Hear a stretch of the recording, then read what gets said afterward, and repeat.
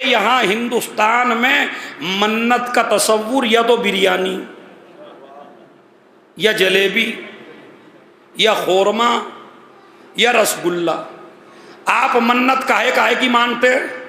मसलन अगर हमारे ये काम हो जाएगा तो घोड़े पे चादर चढ़ावेंगे, अगर हमारा ये काम हो गया ताबूत पे चादर चढ़ा देंगे, अगर हमारा ये काम हो गया तो हम देखे उतारेंगे।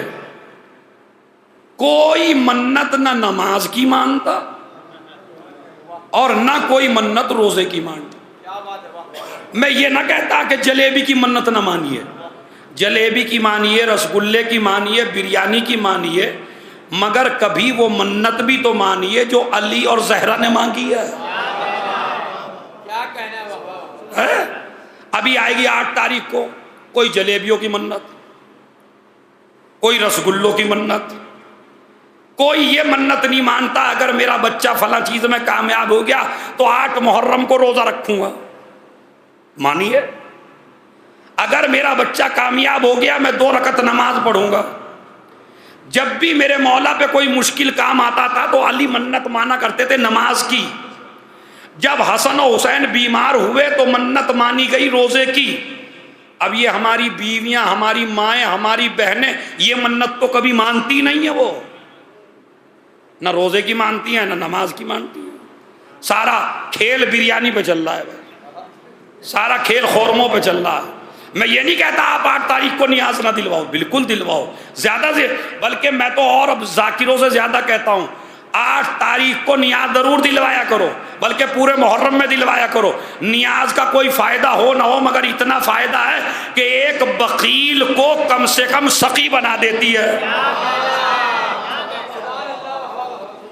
जो जिंदगी में कभी नहीं खिलाता वो कम से कम मुहर्रम के बहाने तो खिला ही देता है।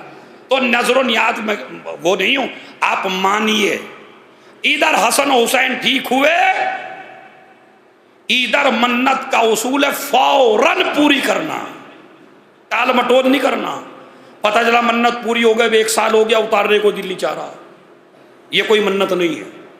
अच्छा, पहली बात तो है मन्नत ऐसी मानिए जिसे पूरी कर सके, और अपनी मन्नत खुद बनिए, किसी से ना मनवाइए।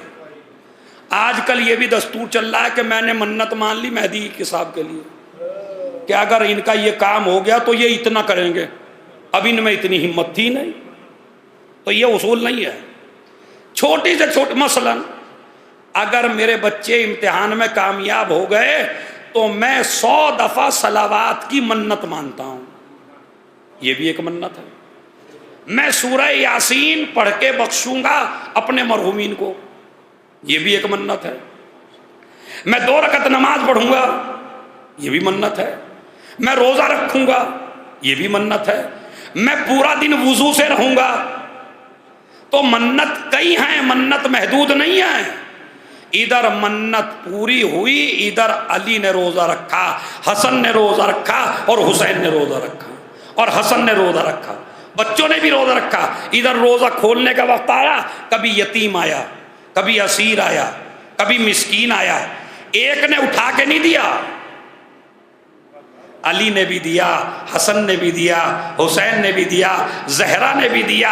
जब घर वालों का किरदार इतना आला देखा तो जो खादिमा थी उसने भी दे दिया, फिजा ने भी दे दिया।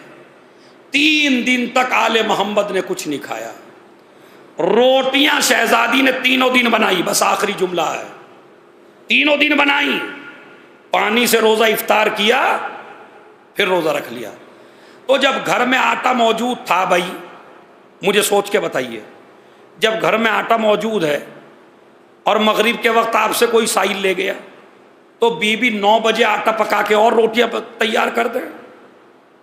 ये 3 दिन भूखे क्यों रहे?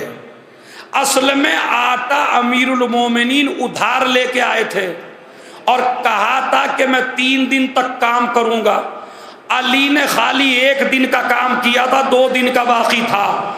जहरा ने कहा दूसरे दिन की रोटी जब बनेगी जब अली दूसरे दिन का काम कर लेंगे। अरे मैं तवज्जो चाहता हूं खुदा की, ये है मैसी जिसमें कि ज़हरा ने अपने बच्चों को वो ग़िज़ा खिलाई ही नहीं है जिसमें ज़र्रा बराबर भी शक हो। लेकिन लोग कहे अरे भाई अगर अली मर जाते तो काम कौन करता, माज़ल्ला मसलन अगर किसी को पता नहीं ना कब मर जाए, मगर ये हमें पैगाम देना था कि हमने इतना खाया जितना काम किया, हमने आगे रोटी इस्तेमाल नहीं की।